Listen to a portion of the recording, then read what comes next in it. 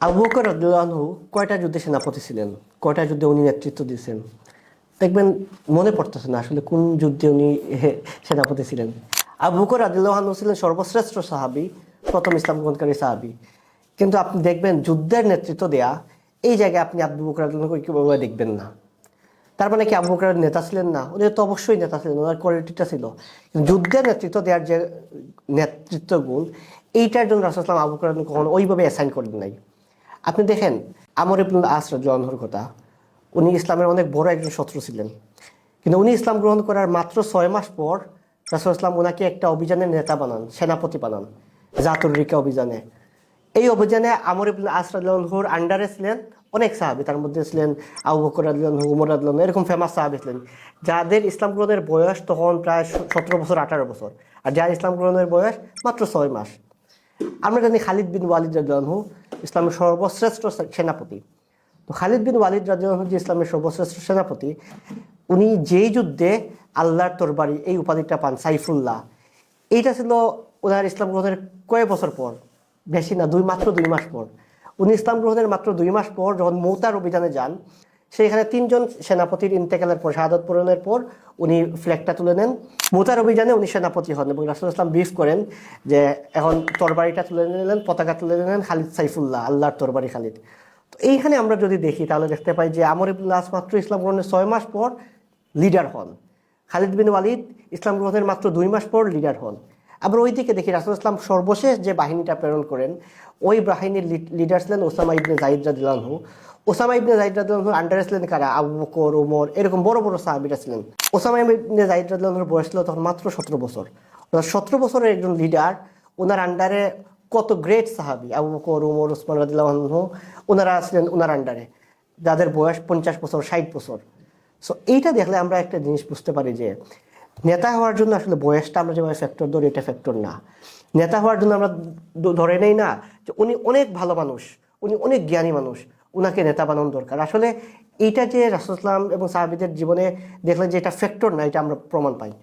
কিন্তু আবার দেখি যে সাহাবীদের মধ্যে যারা খলিফা হন, আবু বকর রাদিয়াল্লাহু আনহু সবচেয়ে কিন্তু উনি জ্ঞানীও ছিলেন, ওমর রাদিয়াল্লাহু আনহু উনি জ্ঞানী ছিলেন, কিন্তু ওনাদের চাইতে যদি স্পেশালিস্ট বলেন, কোরআনের স্পেশালিস্ট, হাদিসের স্পেশালিস্ট, এর বাইরে কিন্তু আরো অনেকেই ছিলেন।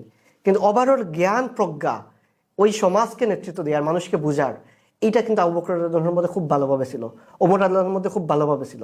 কিন্তু রাসূল ইসলামের ওই সময় দেখেন, ওমর রাদিয়াল্লাহু আনহুর আগে ইসলাম গ্রহণ করেন কি আবু যর গিফারি রাদিয়াল্লাহু আনহু। কিন্তু রাসূল ইসলাম ওনাকে কি বললেন যে যদি 3জন মানুষ একসাথে সফরে যায়, তুমি যেন লিডার না হয় না, 2জনও যদি যায় তুমি একজনের লিডার যেন তুমি হয় না। অর্থাৎ লিডারশিপ কোয়ালিটি সবার মধ্যে থাকে না। আবু যর গিফারি রাদিয়াল্লাহু আনহু উনি অনেক ভালো সাহাবী, অনেক বড় সাহাবী, কিন্তু ওনাকে রাসূল নেতৃত্ব গ্রহণ করতে মানা করেন।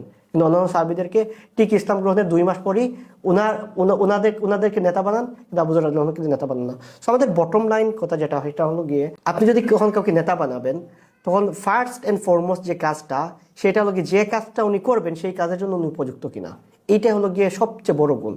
যেমন ধরেন মানে 4-5 জন আছেন, সেই জায়গায় ড্রাইভার কে হবে, কার কে চালাবে, তার মানে এটা তো একটা লিড দেয়া।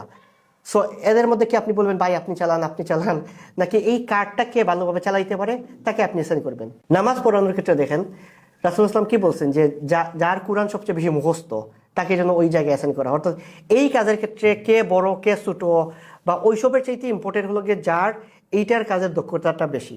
সমাজের নেতৃত্ব দেওয়ার ক্ষেত্রেও কিন্তু আবার তখন অনেকগুলো গুণের সমন্বয় ঘটে। উনি শুধুমাত্র জ্ঞানী এই কারণে উনি লিডার হবেন এমন না। যুদ্ধের যে সেনাপতি হওয়া, এটা আমরা দেখলাম কি খালিদ বিন ওয়ালিদ রাদিয়াল্লাহু আনহু চাইতেও জ্ঞানী সাহাবী ছিলেন, তাদেরকে রাসূল ইসলাম নেতা বানান নাই, বরং যিনি যে কাজে দক্ষ তাকে রাসূল ইসলাম নেতা বানান। সো আমাদের সমাজে আমরা যে জিনিসটা দেখি, নেতৃত্ব গুণ, নেতার কোয়ালিটি, এইটা নিয়ে অনেক আলোচনা হয়। সবচেয়ে ইম্পর্টেন্ট যে জিনিসটা দরকার, যাকে নেতা বানানো হচ্ছে তার জব ডেসক্রিপশনটা কি, এবং সেই জব ডেসক্রিপশনটা ক্যারি করার জন্য তিনি পারফেক্ট কিনা, এইটা আমরা দেখা।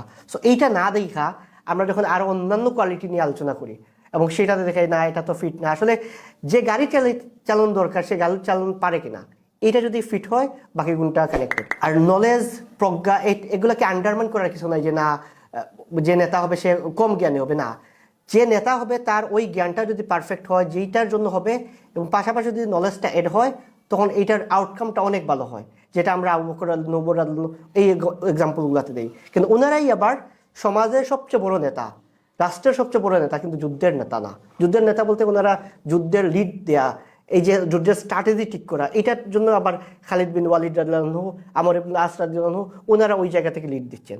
তো এই জন্য কোন কাজের জন্য কাকে অ্যাসাইন করতে হবে রাসূলুল্লাহ সাল্লাল্লাহু আলাইহি ওয়াসাল্লাম এটা খুবই ভালোভাবে জানতেন। এই জন্য ওনার সাহাবীদেরকে যে যেটাতে দক্ষ তাকে সেই কাজেই অ্যাসাইন করেন।